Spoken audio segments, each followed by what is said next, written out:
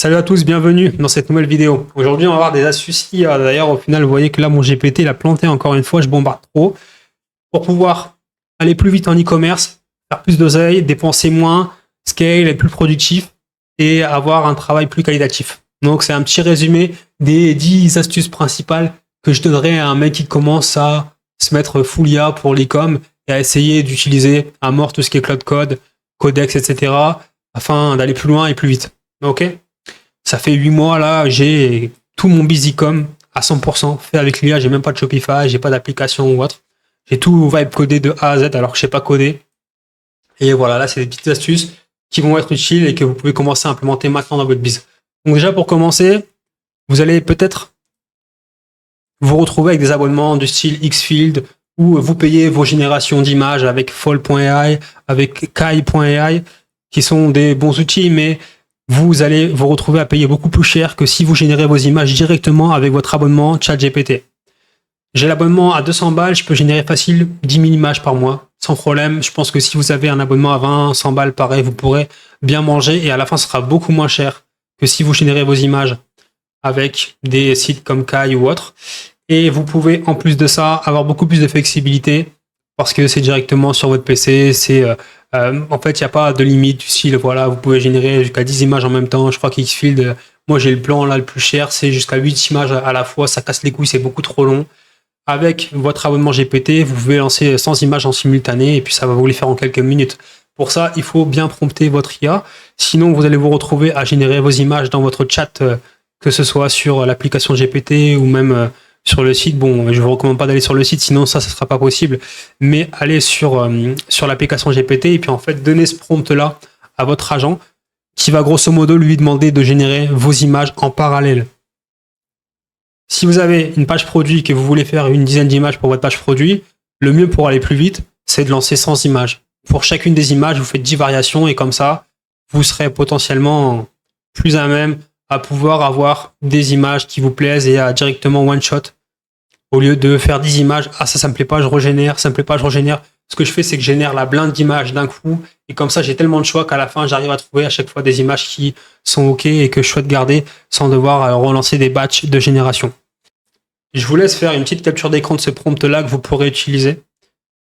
Ce qui est bien, c'est qu'en fait, une fois que vous avez mis ça en place, prenez par exemple GPT 5.6 seul pour faire vos premières générations d'images. Puis une fois qu'il a compris comment ça fonctionne, qu'il a mis en place ses fichiers, etc., pour pouvoir le refaire plus facilement par la suite, demandez-lui de faire un skill. Comme ça, après, vous pourrez réutiliser ce skill de création d'images avec des modèles beaucoup moins smart. Parce qu'en soi, pour générer des images pour vos fiches produits ou autres, pas besoin d'utiliser des modèles qui consomment plus de crédit.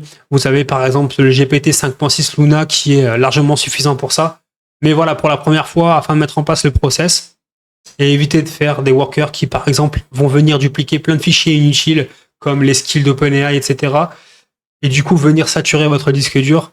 Faites ça premièrement avec un bon modèle, 5.6 sol, et puis ensuite, vous pourrez générer vos images avec des modèles inférieurs. Ce qu'il y a en fait, c'est que maintenant, ça sert à rien d'utiliser des modèles top quali pour toutes vos tâches. En fait, on a des modèles qui sont largement suffisants pour la plupart des tâches, et il faut apprendre comme ça à mettre le bon modèle pour la bonne tâche au bon moment avec le bon mode de thinking. Mais au début, voilà, pour la première fois, je vous recommande de prendre un modèle assez smart qui va pouvoir vous faire le premier setup et ensuite vous faire le skill que vous pourrez réutiliser avec des modèles moins smart. Donc ça, c'est un truc que j'utilise tout le temps, à mort. Par exemple, je vais lui dire de me faire une page produit, il va faire la page produit, il va me générer toutes les images pour la page produit, je vais aller sur un lien et ensuite sur chacune des images de la page produit, j'aurai des petites flèches à gauche et à droite pour venir en fait voir toutes les variations qu'il a fait pour cette image en question et à la fin, je me dis, ah voilà, pour l'image 1, je vais garder cette variation-là. Pour l'image 2, je vais garder cette variation-là. Et ainsi de suite. Pareil, pour tout ce qui est Nativat, paf, ça génère les Nativat. Ensuite, ça se connecte directement à mon CLI Facebook et ça lance la campagne. Ce sera un petit bonus qu'on verra à la fin aussi, ça c'est pas mal. Pour la stratégie numéro 10. Et puis, je pense qu'on est bon pour ça. Pour vos images, utilisez votre abonnement ChatGPT. Si vous avez des vidéos à générer, vous pouvez utiliser Kai.ai ou Fall.ai. Ou sinon, allez sur Xfield si vous avez vraiment une bête d'offre. Sinon, c'est pas rentable. Autant utiliser KIE.ai ou FAL.ai. Ce sera moins cher. Ensuite, stratégie numéro 2, je vous recommande d'utiliser à mort l'extension de ChatGPT qui est hyper pratique. Ça permet de faire à votre place des tâches pénibles quand il y a la flemme ou quand vous savez pas comment vous y prendre. On va créer, par exemple, moi, ce que je fais souvent avec, c'est une campagne Google Ads de branding pour vos shops. Voilà, quand il y a quelqu'un qui tape votre nom de marque sur Google, après vous avoir vu sur Facebook, paf, il y a votre publicité Google qui apparaît pour éviter que ce soit le concurrent qui prenne vos prospects que vous avez chauffés en payant sur Facebook. Et souvent, c'est un peu relou, c'est des tâches pas trop compliquées, donc ça se délègue hyper facilement. Vous prenez l'extension GPT, vous la mettez sur votre Chrome, vous vous connectez à votre compte GPT, et ensuite vous allez sur l'application ChatGPT, vous demandez, voilà, tiens, ça c'est ma marque, fais-moi une campagne de branding, il va faire ça correctement ou pas au début, vous corrigez, et ensuite vous faites un skill. À chaque fois, il faut faire un skill, pareil, ce sera une stratégie qu'on verra juste après. Ensuite, ça permet aussi de faire des trucs du style, voilà, créer des audiences personnalisées sur Facebook, préparer vos campagnes, publier du contenu en organique sur TikTok et YouTube. Donc si vous avez un système de création de vidéos pour vos marques, pour pouvoir faire un peu d'organique, où vous avez du Remotion, où vous avez du Hyperframe, où vous avez également des workers d'OpenAI et tout ça mélangé qui viennent en fait permettre de créer des shorts, de créer des vidéos longues pour pouvoir faire de l'organique pour vos chaînes YouTube, bah vous avez l'extension GPT qui peut venir poster pour vous à votre place sur vos chaînes. Donc c'est quand même une extension bien pratique. Également pour pouvoir aller sur Reddit, faire de la veille, de la recherche, etc. J'utilise beaucoup l'extension ChatGPT, donc je recommande de faire pareil. Et d'ailleurs, pour la stratégie numéro 2, vous avez l'extension GPT qui permet de faire ça directement sur votre Chrome principal. Sinon, vous pouvez aussi créer des Chrome dédiés pour certaines tâches. Et vous avez votre agent IA qui pourra les contrôler avec le Playwright. Donc voilà, vous demandez à votre IA d'utiliser le Playwright et puis de l'installer. Et puis ça va pouvoir faire comme l'extension ChatGPT, cliquer, etc., voir, lire, analyser, comprendre les pages et puis pouvoir automatiser certaines tâches. Ce qui fait que moi, j'ai l'extension GPT sur mon Chrome principal. Et ensuite, j'ai plein de Chrome différents pour différentes chaînes YouTube, pour différents comptes TikTok, etc. Et chaque Chrome a l'option Playwright pour pouvoir contrôler, uploader des médias. Et du coup, je peux avoir 5, 6 Chrome, par exemple 10 Chrome qui tournent avec 10 agents qui sont en parallèle en train de poster des vidéos, etc. Ensuite, pour la stratégie numéro 3, je vais vous dire d'utiliser Computer Use de l'application PC ChatGPT.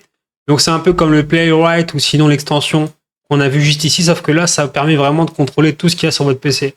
Ce qui fait que si vous développez par exemple un petit software, si vous avez multi-login, vous avez Photoshop, vous avez CapCut, que vous voulez faire des choses que vous n'arrivez pas à faire. Moi par exemple là, je recorde la vidéo avec OBS, il y a plein de trucs que je sais pas faire dessus, je lui dis voilà, améliore le son du micro, améliore l'image, fais des petits bords arrondis, etc. Il a tout fait pour moi, j'ai rien branlé. Pareil pour Photoshop, des choses plus compliquées, c'est lui qui va le faire pour vous. CapCut, il y a une feature que vous voulez, mais vous la trouvez pas. Vous activez Computer Use, ça va le faire pour vous. Aussi, ce qui est pas mal, c'est que lorsque l'IA développe vos applications, imaginons que vous voulez vous coder un petit spy tool maison, ou bien que vous voulez vous coder un petit multi-login maison pour éviter de devoir payer multi-login. Vous avez l'agent qui va développer votre software, qui va pouvoir l'ouvrir depuis votre ordinateur, essayer d'ouvrir une session, voir si ça fonctionne pas, ensuite prendre du feedback pour pouvoir corriger, améliorer et faire comme ça un système de feedback loop. Donc Computer Use, c'est très pratique et sur l'application ChatGPT en l'occurrence, ça fonctionne très très bien. Ensuite, on passe à la stratégie numéro 4 qui va être d'utiliser l'application Hermès. Donc là, c'est vraiment si vous voulez passer à un step supérieur avec l'IA et avoir beaucoup plus de fonctionnalités, beaucoup plus de flexibilité et pouvoir automatiser vraiment un maximum de choses. On est sur quelque chose qui est vraiment dédié pour le scaling. Donc en fait, Hermès, c'est exactement comme l'application Claude ou l'application Codex. On appelle ça un harnais. En anglais, un harness. Ça vous permet simplement de pouvoir interagir avec vos IA. Donc de pouvoir envoyer des messages, recevoir des messages, d'avoir différents dossiers, pouvoir envoyer des photos, etc. C'est aussi simple que ça. Sauf que l'application Hermès, elle est beaucoup plus complète et beaucoup plus flexible que celle de GPT ou que celle de Claude. Ce qui change beaucoup de choses déjà, c'est que le projet est open source. Donc l'application est open source, vous avez accès au code. Ça veut dire que s'il y a des modèles que vous souhaitez ajouter à l'application qui ne sont pas disponibles dans l'application, il suffit de prompter votre IA pour qu'elle puisse ajouter ces modèles-là. Vous pouvez vous retrouver avec une application Hermès comme j'ai moi, avec dedans Claude, avec mon abonnement Google, avec mon abonnement Grok, avec GPT, avec également Edzner qui propose des IA gratos. Donc Edzner, c'est une boîte de VPS en Allemagne qui propose Qwen 27B gratos. J'ai aussi OpenRouter. Donc, au sein d'une seule interface, j'ai plein de modèles différents. Ce qui fait que c'est hyper pratique. Par exemple, pour cette tâche-là, je vais vouloir utiliser DeepSeek. Pour cette tâche-là, je vais vouloir utiliser 5.6 seul. Pour le copywriting, je vais utiliser Opus 4.6. Au lieu de devoir switcher entre l'application Claude, l'application GPT, l'application Cursor ou je ne sais quoi, j'ai tout directement au sein de mon application Hermès. Et par exemple, même pour Claude, j'arrive à utiliser mon abonnement Claude directement depuis Hermès ils n'ont pas la possibilité de pouvoir connecter ça nativement de façon propre, etc. Mais comme j'ai Cloud avec mon abonnement qui est connecté sur mon terminal, il y a juste Hermès qui me sert de routeur en fait et qui fait des appels avec mon terminal, qui lui répond depuis mon abonnement Cloud, et puis voilà. Donc encore une fois, pareil pour Cursor, j'ai Cursor, il n'y a pas d'intégration native en un clic où j'intègre Cursor à Hermès, mais je lui explique que voilà, j'ai Cursor qui est connecté à mon PC, débrouille-toi, intègre-le moi avec Hermès, et puis il me le fait. D'ailleurs, vous voyez beaucoup de personnes vous parler d'agent IA. Qu'est-ce qu'un agent IA? C'est simple. Quand vous allez sur Codex, ou même Cloud, ou même Hermès, vous allez ouvrir un dossier dans lequel vous allez travailler. Ben voilà, c'est ça un agent IA. Donc là, par exemple, j'ai l'agent IA assembleur. Là, j'ai l'agent IA monteur. Là, j'ai l'agent IA publisher. Ce qui est bien avec Hermès aussi, c'est que nativement, par défaut, l'application est faite pour que vos différents agents puissent communiquer entre eux. C'est possible aussi avec Codex, mais c'est clairement pas leur focus chez OpenAI, ce qui fait que, bon, en théorie, on est censé avoir des meilleurs résultats avec Hermès. Après, ça, c'est toujours compliqué de mesurer. Pareil, au niveau du système prompt global du harnais de Hermès, on est sensiblement sur des meilleurs résultats que si on utilise Codex ou Cloud ou autre. Mais encore une fois, ça, c'est très compliqué à mesurer. Vous aurez le co-founder de Hermès qui vous dira que Cloud fonctionne mieux au sein du harnais Hermès qu'au sein de Cloud Code, selon leur benchmark, etc. Mais voilà, ça vaut ce que ça vaut.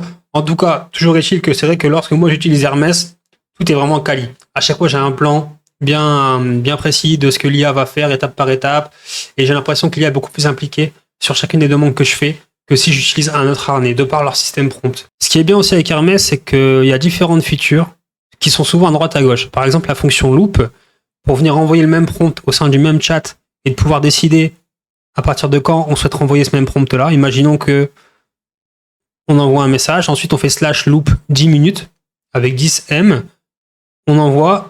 Dès lorsque la première tâche a été finie, ça va attendre 10 minutes et ça va renvoyer le prompt. Ça peut être utile dans plein de cas différents. Et bien, ce genre de feature-là, elle n'est pas disponible sur Cloud ou sur Codex. Elle est disponible dans Cursor. Donc, vous voyez, des fois, il y a des features intéressantes qui ne sont pas disponibles ici, mais qui sont disponibles là-bas. Ce qui est bien avec Hermès, c'est que vous avez toutes les features directement disponibles au sein de la même application. Donc, voilà pour ce qui est d'Hermès. Et puis, OpenClaw, c'est le même délire, en fait. Donc, c'est juste des harnais. C'est comme l'application Codex. C'est comme l'application Cloud. C'est juste que c'est plus complet, c'est plus flexible. Et c'est open source, donc on en fait ce qu'on veut un peu. Mais rien d'exceptionnel, c'est pas un mystère dans le sens où souvent on entend genre agentique, je sais pas quoi, des mots compliqués, on se dit mais c'est quoi ça? Bah en fait c'est comme l'application Codex ou GPT, on a un peu mieux. Et aussi un peu plus buggy, c'est vrai que vous allez avoir un peu de mal souvent avec des chats qui crashent ou autre, donc il faudra corriger jusqu'à ce que vous ayez une application qui soit bien fonctionnelle et qui vous casse plus les couilles. Donc c'est un peu plus lent à mettre en place, dans le sens où souvent il y aura des bugs à corriger. Mais moi je kiffe parce que j'ai tout au même endroit, j'ai Grok, j'ai Cursor, j'ai tout sur l'application, j'ai directement sur chacun des agents, donc sur chacun des dossiers je clique, je vois directement toutes mes tâches automatiques. Ensuite je peux avoir aussi un agent qui va s'occuper du montage, un agent qui va s'occuper de publier les vidéos, un agent qui va s'occuper d'assembler les vidéos pour le monteur, ensuite j'ai un CEO qui va orchestrer le tout. Tout ça c'est aussi possible avec Codex ou GPT, mais on a l'impression quand même que ça fonctionne mieux dans RMS. Donc je recommande d'essayer. Ensuite, on passe à la stratégie numéro 6 qui va être d'automatiser proprement étape par étape des comptes TikTok et YouTube pour générer des ventes gratuites, même s'il n'y a jamais rien de gratuit à 100%, et construire des assets. Ce qui est bien, c'est qu'en fait, surtout si vous faites de l'abonnement et que vous arrivez à automatiser, on va dire 5-6 shorts par jour avec une vidéo longue par jour pour une chaîne YouTube, au fur et à mesure du temps, ça va capitaliser et puis cette chaîne va grossir. Si celle-ci peut vous rapporter même 2-3 ventes par semaine et que vous en faites une vingtaine, et qu'en plus c'est de l'abonnement, tout ça se cumule vite. Et à la fin, ça fait de l'oseille qui rentre, même si jamais il vous arrive des couilles avec Facebook ou avec TikTok ou avec Google. Ça, on vous l'enlèvera pas. Et pareil, quand vous voulez par la suite augmenter la valeur de vos marques pour pouvoir après faire des exits, ça comptera dans l'équation, dans le sens où si vous êtes capable d'avoir tout un écosystème autour de vos marques, de contenu organique qui tourne sans que vous ayez rien à faire, ça vaut pas mal d'argent. Donc, pour faire ça, moi, ce que je vous recommande déjà, ça va être d'utiliser votre abonnement GPT. Avec ça, vous allez pouvoir créer vos images avec les workers d'OpenAI comme on a vu juste avant. En plus, vous allez utiliser Hyperframe et vous allez utiliser Remotion. Donc, je vous l'écris juste ici. Ça va vous permettre d'animer des vidéos. Ça va vous permettre de faire votre montage et d'apporter tous ces effets de texte, de schéma, etc. qui viennent engager les prospects. On peut aussi utiliser Fishojo pour l'audio, qui est beaucoup moins cher qu'Eleven Lab pour une qualité identique, surtout avec, je crois que c'est S2.1 Pro. Prenez la création de voix à partir de samples. Donc envoyez des samples de voix pour pouvoir cloner. C'est comme ça qu'on a la meilleure qualité. Et aussi prenez Pexels. Ils ont une clé API qui est gratuite.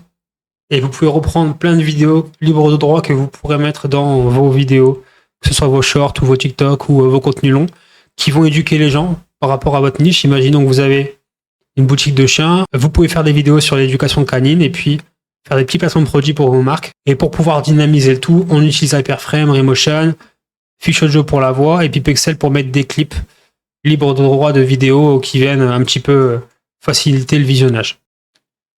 Donc ça, c'est le genre de travail que vous faites une fois et qui ensuite va... Vous voyez là, j'ai mon agent qui commence à popper des fenêtres parce que justement, il est en train de tester un software que je suis en train de faire qui est un truc de spy tool, je sais plus sur quoi il bosse là, ou peut-être un multi-login maison que je suis en train de faire. Ça doit être l'un des deux.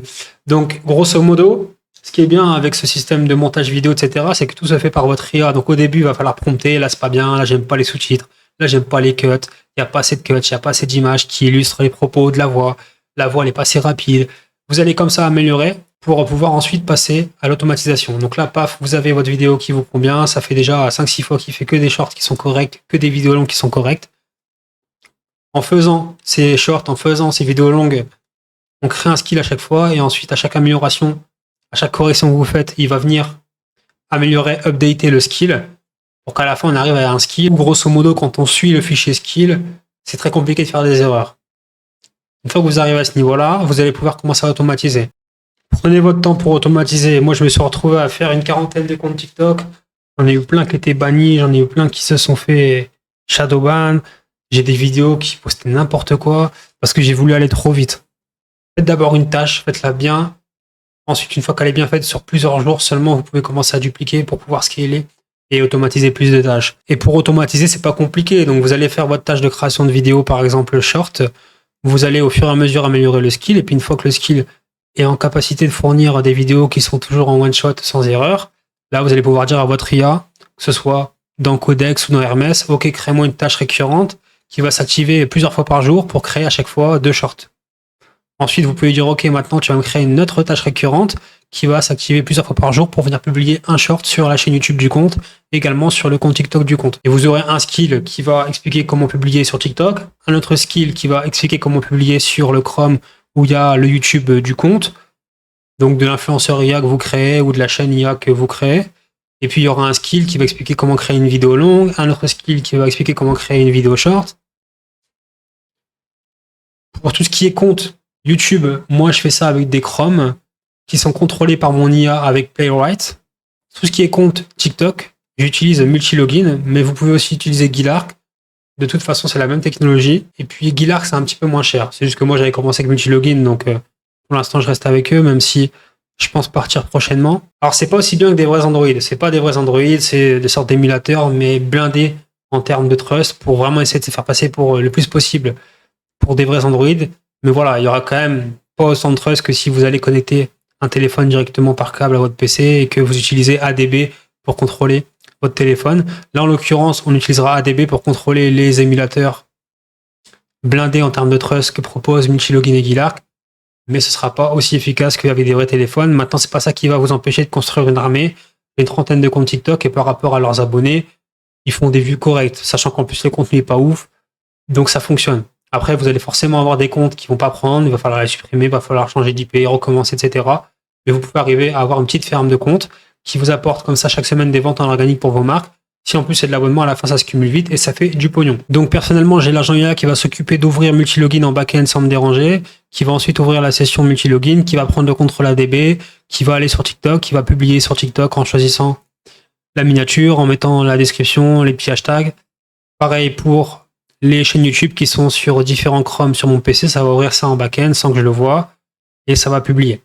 Pour les comptes TikTok, au début, je les warm avec des IP résidentiels et ensuite, assez rapidement, au bout de 10 jours environ, je vais passer sur des ISP proxy parce que le truc, c'est qu'en fait, quand on commence à avoir beaucoup de comptes TikTok et qu'on poste 5-10 vidéos par jour sur les comptes TikTok avec des proxys résidentiels, ça coûte vite cher parce qu'on est débité au giga. Tandis qu'avec des proxys ISP, pour bien des providers, pour la plupart des providers, on est plus ou moins illimité entre guillemets, ce qui fait qu'on peut bombarder.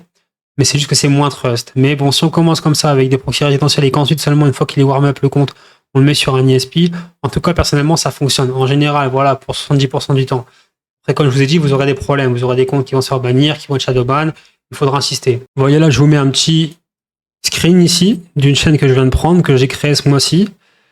Je l'ai lancé là le 4. J'ai pas été consistant parce que, pareil, au début, j'avais commencé à faire trop de chaînes YouTube avec un nouveau process, ce qui fait que j'ai pas encore été au point. Vous voyez là, je me suis planté, j'ai trop lancé en même temps. Du coup, j'ai pris quelques jours pour tout refaire au propre. Et là, j'ai relancé. Et en seulement, même pas un mois du coup, en 15-20 jours, quoi, à peine, on est déjà à 27 000 vues. Et sur les 27 000 vues, il y a plusieurs milliers de vues qui proviennent de vidéos longues, donc du coup, qui engagent encore plus les clients, qui apportent plus de trust, qui sont plus à même de convertir, etc. Donc c'est quand même un bon truc à mettre en place parce qu'une fois que ça tourne, vous n'avez plus rien à faire. Et d'ailleurs là c'est pour YouTube. Pour YouTube actuellement, j'ai même pas de proxy, j'ai juste ça sur différents Chrome qui sont gérés par Playwright et puis c'est tout. Je mets des proxys pour TikTok parce que bon, TikTok vous faites 5 comptes avec la même IP et puis vous êtes niqué direct. Mais pour YouTube pour l'instant j'ai pas de problème pour une quinzaine de comptes, donc on verra par la suite. Et d'ailleurs pour YouTube j'avais quand même essayé de mettre des proxys pour voir au début du setup avec des ISP directement parce que comme les vidéos longues etc prennent beaucoup de consommation internet pour l'upload, je voulais pas m'engager sur des proxys résidentiels qui vont vite coûter cher at scale dès lors qu'on a beaucoup de chaînes. Mais j'ai pas réussi à me connecter sur YouTube avec les proxys ISP sur 3 providers différents que j'ai fait. Donc à voir quand je serai amené à utiliser des proxys pour YouTube si je le fais. À voir si je trouve des providers ISP qui acceptent YouTube, qui acceptent Google. Mais là, actuellement, avec les providers que j'ai fait, j'étais directement bloqué, j'arrivais pas à accéder au site. Avec les proxys résidentiels, ça fonctionne, mais ça va coûter beaucoup trop cher. Donc ensuite, stratégie numéro 7, faire des skills. Une fois qu'un agent IA a bien réalisé une tâche, que tu souhaites reproduire plus tard, demande-lui d'en faire un skill. Et je dirais même, en faisant la tâche, demande-lui directement de commencer à faire un skill et au fur et à mesure des corrections, tu vas lui demander de mettre à jour le skill et de l'améliorer. Ainsi, imaginons qu'il est publié automatiquement à TikTok pour ton shop. La prochaine fois, il pourra le refaire aussi bien sans galérer. Ce qui est bien avec les skills, c'est que vous pouvez commencer à créer une tâche avec un modèle intelligent et ensuite, une fois que le skill il est peaufiné pour produire un résultat qui fonctionne bien, vous allez pouvoir reproduire la tâche avec un modèle moins intelligent pour pouvoir, par exemple, bombarder la création de vidéos à moindre coût. Ce qui fait que juste avec un abonnement GPT à 200 balles, vous allez pouvoir utiliser Luna 5.6 en thinking high, par exemple, et créer plein de TikTok vidéos, plein de shorts pour YouTube, plein de vidéos longues, avec un résultat aussi bon que si jamais il y aurait eu un modèle plus intelligent qui aurait pris la tâche en main, de par le skill que le modèle va pouvoir suivre. Donc on peut avoir des skills qui sont en commun pour tous les agents ou des skills dédiés à chaque profil d'agent. Donc imaginons qu'on a ici un agent, ici un agent, ici un agent. Encore une fois, un agent, c'est juste un dossier que vous allez ouvrir dans votre codex ou dans votre cloud code ou dans votre RMS. On peut au sein de l'agent directement créer un dossier skill et puis mettre au fur et à mesure les skills des différentes tâches que l'agent va faire de façon répétitive. Ou sinon, vous avez dans Codex, vous avez dans Cloud aussi un espace dédié pour tous les skills que chacun des agents pourra venir prendre. Ce qui est un peu des fois emmerdant, c'est que grosso modo, quand vous vous retrouvez avec un agent qui peut avoir accès à tous les skills de tous les autres agents, ça peut faire en sorte que l'agent se trompe et va prendre un skill qui appartient à un autre agent, etc.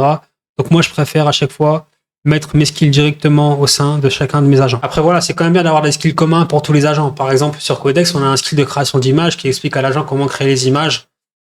Donc en l'occurrence, pour les workers d'OpenAI, comme je disais juste avant, qui est par défaut installé quand vous installez l'application Codex. Donc ça, c'est bien de le laisser directement disponible pour tous les agents. Quand vous utilisez Codex ou Cloud Code, vous pouvez lui demander où est-ce que tu stores les fichiers skills communs pour tous les projets. Ensuite, il va vous donner le chemin d'accès. Vous allez sur le chemin d'accès, vous regardez les skills qui sont présents et puis vous supprimez les skills qui servent à rien et qui ne sont pas destinés à être des skills communs pour tous vos agents. Ça simplifiera le travail. Ensuite, stratégie numéro 8, utiliser la fonctionnalité Goal. Pour les modèles moins intelligents comme 5.6 Luna, qui sont bien mais qui parfois ne vont pas jusqu'au bout des tâches, utilisez la fonction Goal. Ça évite qu'ils s'arrêtent sans avoir terminé la tâche demandée. Pareil avec Cloud Code, souvent quand vous utilisez Cloud Code, il va vous dire ouais c'est bon, j'ai lancé ça en back-end et puis je te reprends quand c'est terminé. Il ne reprend jamais cet enculé. Du coup à chaque fois on doit dire alors, continue, alors.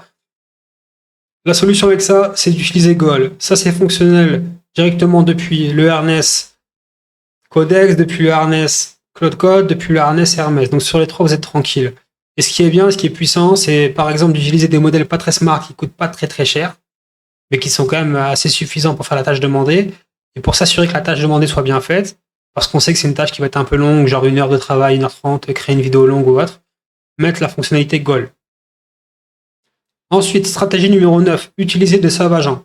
Pour aller plus vite dans des tâches et aussi pour avoir des meilleurs résultats, dis à ton agent de lancer des sub-agents afin de l'aider. Ça consomme plus de crédit, bien souvent, mais pas forcément. Ce qui veut dire que, par exemple, si c'est pour une tâche où il faut aller venir scroller plein de pages pour comprendre un petit peu l'avatar client, etc., vous n'avez pas besoin d'utiliser un modèle qui consomme beaucoup de tokens pour ce genre de tâche-là. Le modèle qui consomme beaucoup de tokens peut être l'orchestrateur, ici, et envoyer ensuite des petits agents comme 5.6 Luna qui coûtent pas trop cher pour venir faire des petites tâches de merde qui ne nécessitent pas d'être hyper intelligent. Ce qui fait qu'à la fin, ok, on va lancer plusieurs chats en même temps. À chaque fois, on aura des fenêtres de contexte qui seront, je crois, mises à 0, ce qui fait que l'agent a aucun contexte de la conversation qu'on a eue au préalable avec l'orchestrateur, mais c'est l'orchestrateur qui va juste lui donner les informations nécessaires dont il aura besoin pour faire sa tâche. Et comme au final, ces petites tâches-là seront faites par des modèles qui consomment beaucoup moins de crédit, on peut se retrouver au final à utiliser des sub-agents et donc du coup à aller plus vite tout en consommant moins de crédit quand même. Et en plus de ça, d'avoir des meilleurs résultats parce qu'on évite de polluer le contexte de l'agent orchestrateur avec des choses inutiles, comme par exemple au final toutes les infos que les sous-agents auraient eues en récoltant de l'analyse recherche pour notre avatar client qui sont pas utiles par rapport à notre avatar client. Et en plus, si vous avez donc du coup cette stratégie où vous avez un agent orchestrateur qui va pouvoir venir communiquer avec un autre agent qui va être spécialisé sur votre shop, avec un autre agent qui va être spécialisé pour la création de native ads, avec un autre agent qui va être spécialisé sur la création de vidéos UGC avec Seedance 2.5, avec un autre agent qui va être spécialisé sur le montage, avec un autre agent qui va être spécialisé sur le fait de publier sur les réseaux, et que chaque agent a ses propres skills, a ses propres documentations, a son propre contexte, et qu'en plus que chacun de ces agents-là peut utiliser des sous-agents pour les tâches de merde à la con qui sont moins importants et qui ne nécessitent pas d'avoir ses propres skills, etc. Là, vous avez tout un système efficient pour venir produire vos tâches avec possiblement le meilleur output possible. Maintenant, bien souvent, alors là, bon, quand je vous parle de sous-agents, en effet, ça peut consommer moins de crédit, mais quand vous vous retrouvez là avec des agents qui communiquent entre eux, etc., à chaque fois, c'est des nouvelles fenêtres de contexte qui se remettent à 0, à part si vous venez faire en sorte que vos agents viennent communiquer entre eux, entre des chats déjà existants. Mais bien souvent, c'est pas forcément pour toujours les mêmes tâches. Donc, du coup, il faut plusieurs chats pour plusieurs tâches différentes et un chat réparti par tâche. Bon, là, on arrive à un stade où ça commence à être beaucoup trop compliqué.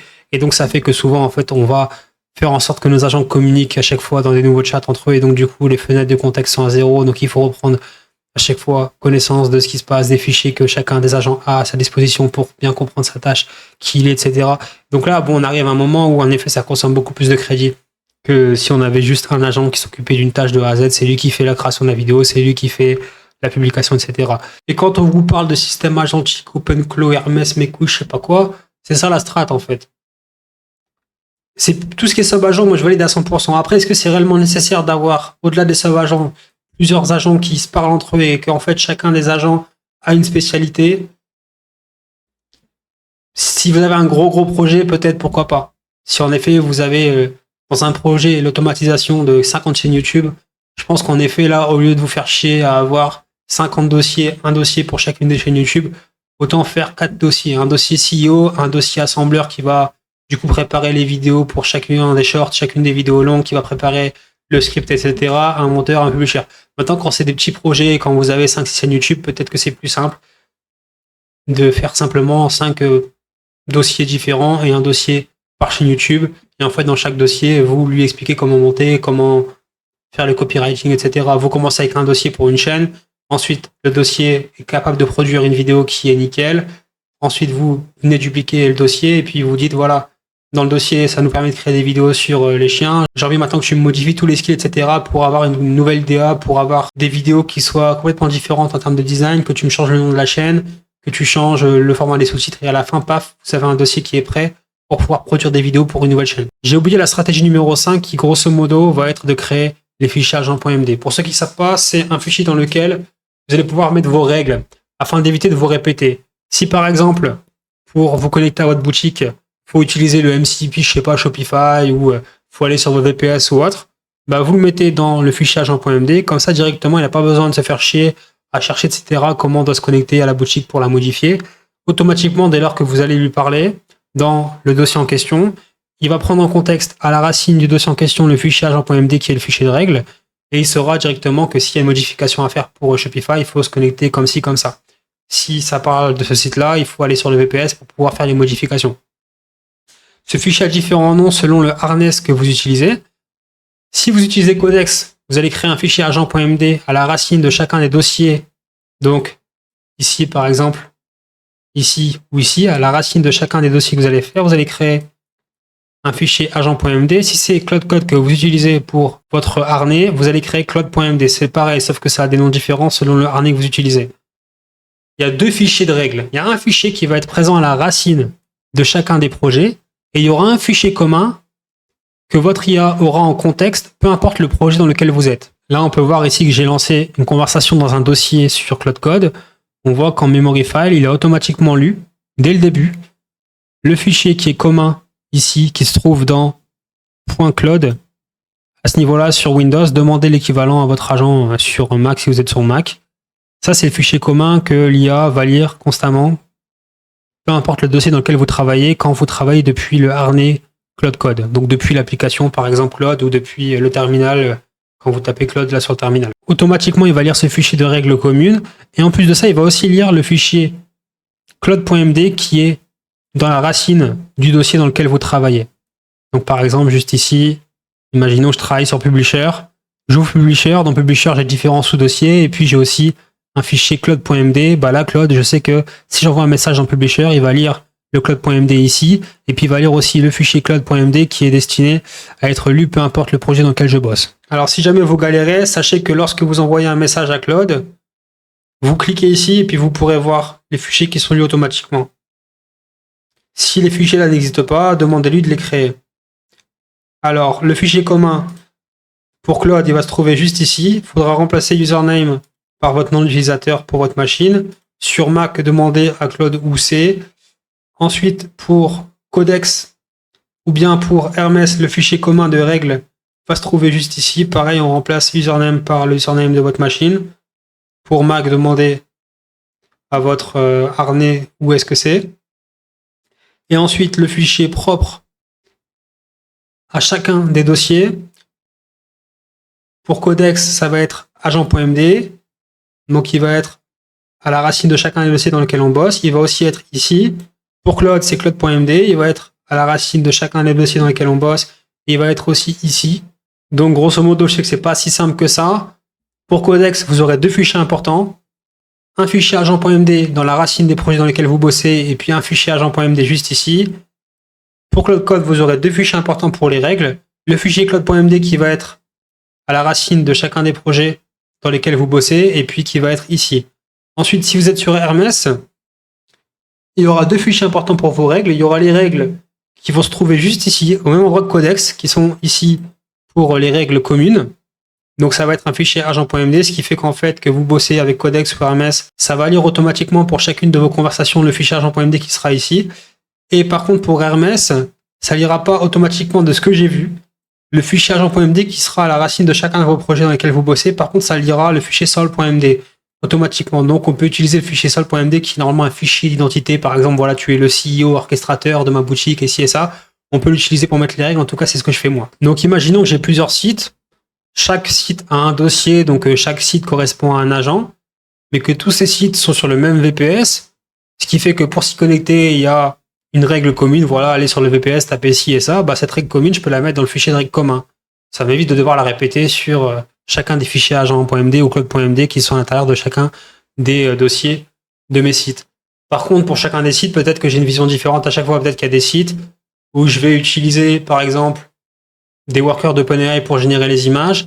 Et puis, il y a d'autres sites, peut-être que j'ai pas envie d'utiliser des workers d'OpenAI pour générer les images. Bon, bah, ça, je peux pouvoir venir mettre mes règles qui sont pas identiques selon les projets directement au sein des fichiers agent.md pour chaque projet. Si, à contrario, pour chacun de mes sites, je m'en bats les couilles, je vais à chaque fois générer toutes mes images qui vont être générées par rapport à ce projet-là avec des workers d'OpenAI de la même façon, ça sert à rien de mettre individuellement cette règle dans chacun des fichiers de règles dans la racine de chacun des sites, autant le mettre dans le fichier de règles qui se trouve ici, qui est le fichier commun pour tous les projets dans lesquels on bosse. On arrive à la stratégie numéro 10 qui va être de connecter votre ordinateur à Metacli.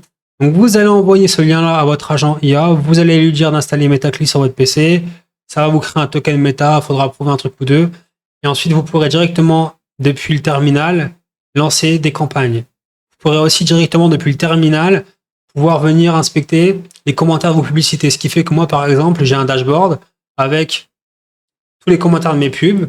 Ce dashboard-là, il est sur mon VPS. Mon VPS a aussi accès à mon abonnement Codex, ce qui fait que Codex va lire tous mes commentaires et avec un système prompt va répondre à mes commentaires, va cacher les mauvais commentaires, etc. Ce qui fait que je gère plus du tout mes commentaires et j'ai pas besoin de payer un abonnement. Avant, je payais Brainwise, je crois que c'était 30 balles par mois, un truc comme ça. Bon, bah voilà, c'est toujours ça d'économiser ça, plus ça, à la fin, ça fait quand même quelques centaines de balles d'économiser. Mais pas que ça aussi, c'est juste la flexibilité que ça apporte. Dans le sens où là, j'ai vraiment des réponses adaptées par rapport à mes besoins parce que j'ai pu paramétrer l'outil de gestion de commentaires exactement comme je le veux. C'est en plus connecté aux data de ma boutique avec les commandes, les noms des clients, etc. Donc si une cliente elle a commandé et que le nom match par rapport à Facebook et à sa commande, on peut la contacter par email par exemple si elle se plaint sur Facebook, etc. Enfin, il y a tout un système comme ça que vous pouvez faire et c'est l'avantage de tout va y coder vous-même. Ça prend un peu de temps, mais une fois que c'est en place, bah, ça vous économise beaucoup de temps, beaucoup d'argent et vous êtes beaucoup plus performant. Donc utilisez MetaClick, pareil, si ça vous casse les couilles de devoir décocher plein de merde du style refuser les créations IA de vidéos, je sais pas quoi, ou refuser des placements qui vous ajoutent ou autre. Vous n'avez pas tout ça avec la création de campagne directement depuis MetaClick. Il n'y a pas toutes ces options IA que Facebook vous ajoute par défaut sans que vous n'ayez rien demandé. Donc utilisez MetaClick, c'est formidable. Donc voilà cette vidéo pour la conclusion. J'aimerais vous dire que si vous faites du drop bourrin, ça va être important de bosser pour pouvoir optimiser un maximum vos process afin de pouvoir générer plusieurs boutiques, plusieurs fiches produits de plus en plus rapidement pour arriver à un stade où limite en un prompt, vous avez le store, vous avez le back-end avec les emails, etc. qui est généré, vous avez également les upsells avec les VSL qui est généré. Ce serait vers quoi je vous conseillerais d'aller si vous voulez continuer en drop bourrin, parce que les mecs qui vont être là à droite à gauche à lancer des produits comme ça manuellement à la con, qui n'auront pas de LTV ni rien ou très peu d'abonnements et qui vont faire ça avec des drag and drop sur Shopify, vous allez vous faire détruire par des gars qui vont arriver, des Chinois, etc., qui vont bombarder à mort. Donc si vous êtes partie de ces gars qui bombardent à mort, là vous aurez encore de l'espoir en dropshipping bourrin. Après pour les marques, il y a toujours cet avantage d'avoir des clients qui reviennent, etc. Donc vous avez moins l'impression par rapport à ça. Mais bon, il faudra quand même implémenter pour pouvoir, par exemple, lancer une trentaine de pages. Comme ça, hyper rapidement, chaque page a un angle marketing précis, distinct, avec les images générées et ensuite les publicités sont automatiquement lancées sur Facebook. Il faut arriver vers cet objectif-là pour pouvoir profiter en fait de l'automatisation qu'apporte l'IA. Même si vous êtes quali, même si vous allez vous différencier de tous les dropshippers bourrins qui pourront faire de la masse, etc. C'est pas pour autant qu'il faut pas profiter de cette opportunité pour pouvoir dupliquer et scale à mort au sein de votre propre marque et donc du coup tester plein de nouveaux angles, etc. ultra rapidement et plus rapidement que vos concurrents pour potentiellement aller venir dénicher des poches d'audience, aller venir dénicher des angles qui n'ont pas encore été exploités pour essayer de ramasser un maximum de pognon et de venir ratisser le plus large possible tout ce qui est possible de prendre avec votre marque. Merci d'avoir regardé la vidéo, ciao.